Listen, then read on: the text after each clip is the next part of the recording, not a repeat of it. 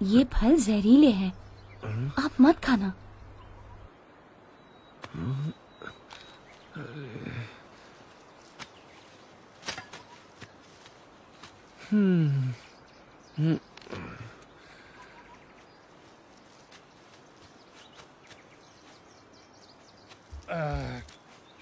अब तो बहुत भूख लग रही है और कुछ खाना मिले ना मिले ये फल खाकर काम चला लेते हैं। हाँ भाई, कुछ नहीं तो ये फल ही सही।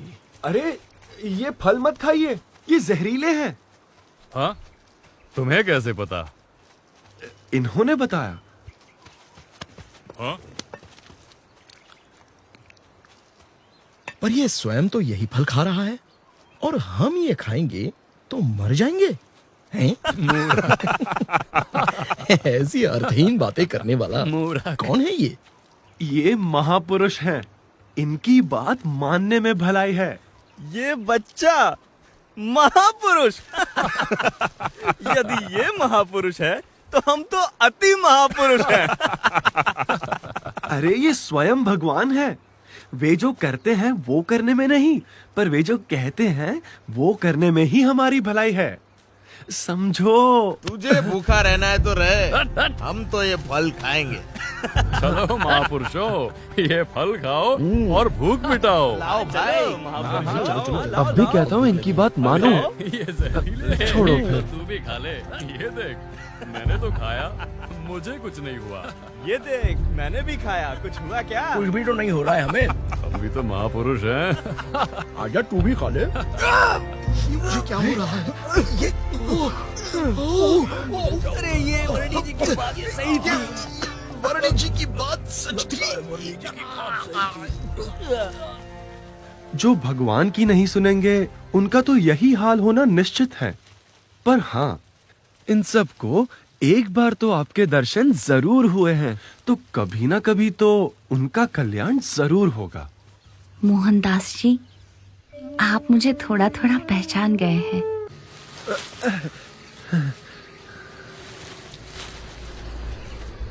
शिकारी पशुओं की तो भरमार है यहाँ, कहीं से भी सामने आ सकते हैं, बहुत ध्यान रखिएगा। इसमें थोड़ी भिक्षा दे दीजिए। धन्यवाद भैया। धन्यवाद। आज तो वर्णी जी के लिए बहुत बढ़िया भोजन बनाऊंगा। प्रभु जी उतारे भाव पार मेरे। बोलो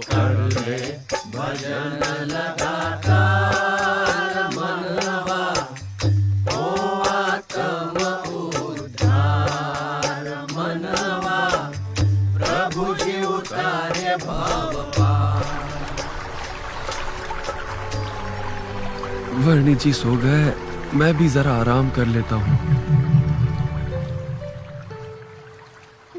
लाइए मैं आपको स्नान करा देता हूँ वर्णी जी। नहाइए। आपकी सेवा करने से ऐसा आनंद मिलता है जैसा भगवान की सेवा करने से मिलता है।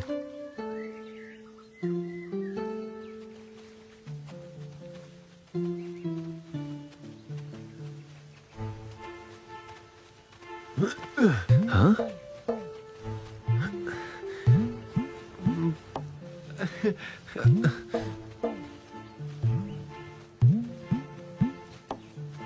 ये कमंडलू बहुत सुंदर है।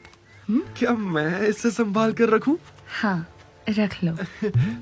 ठीक है, धन्यवाद प्रभु। मोहनदास जी, आप सब कुछ त्याग कर साधु किस लिए बन गए हो? प्रभु प्राप्ति के लिए, मोक्ष पाने के लिए। भर्तृहरि और गोपीचंद दोनों बड़े राजा थे। हाँ थे। अपने समग्र साम्राज्यों को त्याग कर वे मोक्ष पाने के लिए निकल पड़े थे, पर अपनी झोलियों को टांगने के लिए एक छोटी सी खूंटी के लिए लड़ पड़े थे। लो बोलो। इसकी रचना बहुत सुंदर है।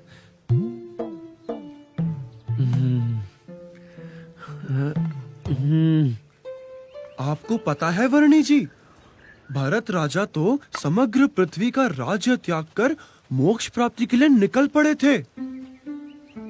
पर उन्हें एक हिरण से ऐसा मोह हो गया कि वे मोक्ष मार्ग से विचलित हो गए।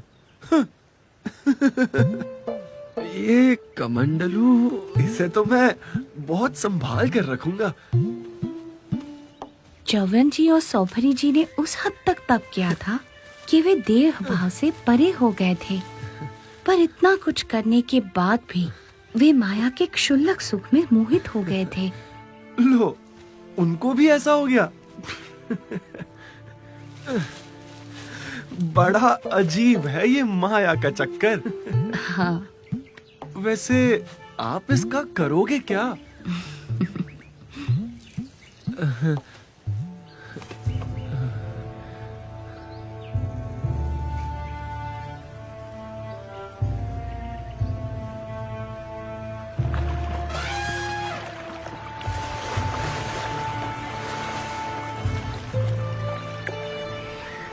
मेरा प्यारा प्यारा कमंडलू, इसमें पानी पीने का मजा ही कुछ और आएगा।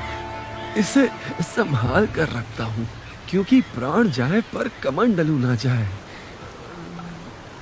ये कमंडलू मुझे दे दीजिए। हाँ हाँ, जरूर, लीजिए। यहाँ से नदी पार कर लेते हैं।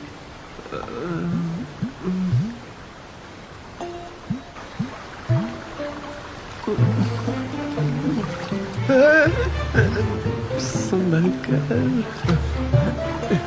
संभल कर। बच गया।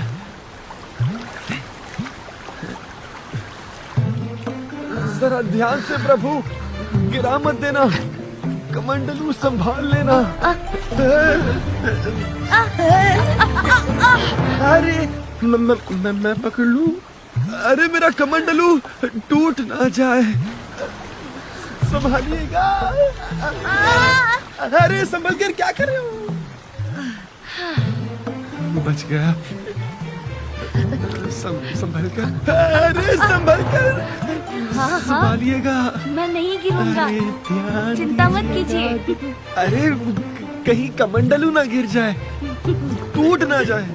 हाँ हाँ, ध्यान रखूंगा और आपके कमंडलू को भी कुछ नहीं होने दूंगा। मैं पकड़ लूं? हे भगवान, बच गया मेरा कमंडलू। वर्णी जी, आप इसका क्या करोगे? दे दो मुझे, कितना प्यारा है।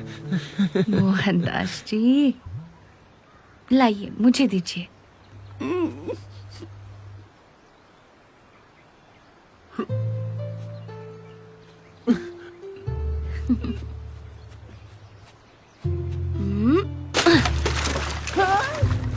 क्या कर दिया आपने? अरे क्यों? सत्यानाश! इतना सुंदर कमंडलू तोड़ दिया आपने। हाँ, क्योंकि साधु सन्यासी का सत्यानाश तो तब हो जाता है जब उसकी वृत्ति परमात्मा से छूटकर कोई भी छोटी बड़ी माइक वस्तु में लग जाती है। जिसको पाने के लिए सब कुछ छोड़ दिया हो, उस परमात्मा के सिवा और कहीं भी लगाव हो जाए तो साधु जीवन का सत्यानाश। सही कहा आपने नीलकंठ वर्णी। मैं भी भगवान के भजन छोड़कर इस तुच्छ कमंडलू के गीत गाने लगा था। मेरा तो स्वभाव ही ऐसा है, कहीं ना कहीं लगाव हो ही जाता है। तो मेरा मोक्ष कैसे होगा?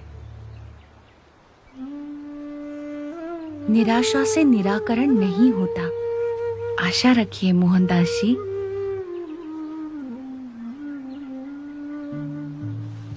हाँ, आप कृपया मेरा मार्गदर्शन करते रहना।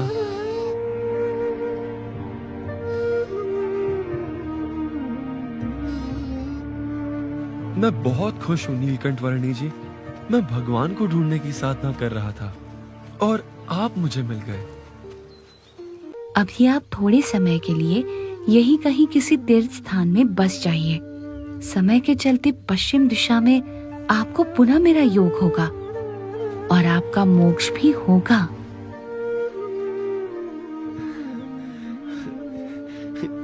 ठीक है बोरनी जी, जैसा आप उचित समझे। मुझ पर अपने आशीर्वाद बनाए रखिएगा। प्रणाम।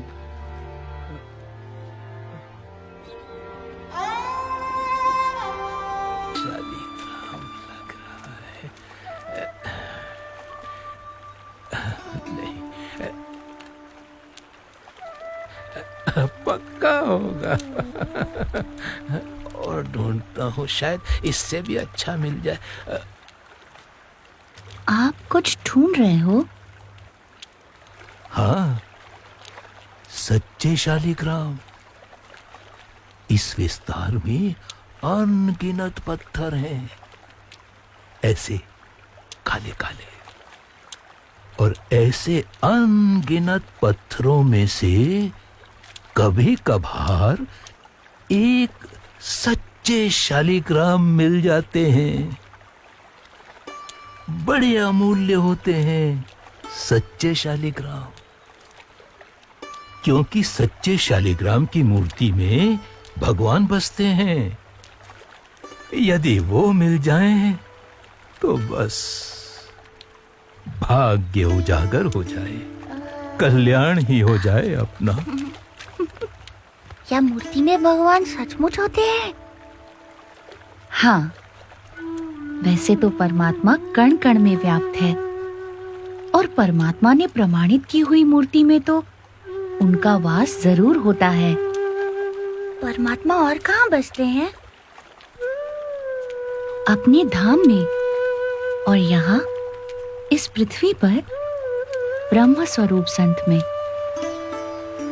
जैसे इन अनेकों में से कोई एक शालिग्राम होते हैं, वैसे अनेक प्रकारों में एक सच्चे प्रकट ब्रह्म स्वरूप संत होते हैं, जिनमें साक्षात परमात्मा का सांगोपांग निवास होता है।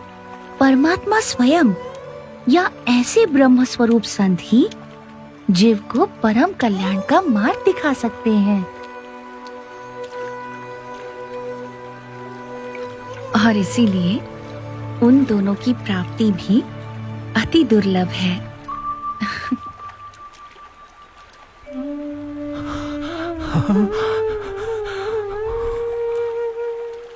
धन्य हो गया मैं। प्रणाम प्रभु।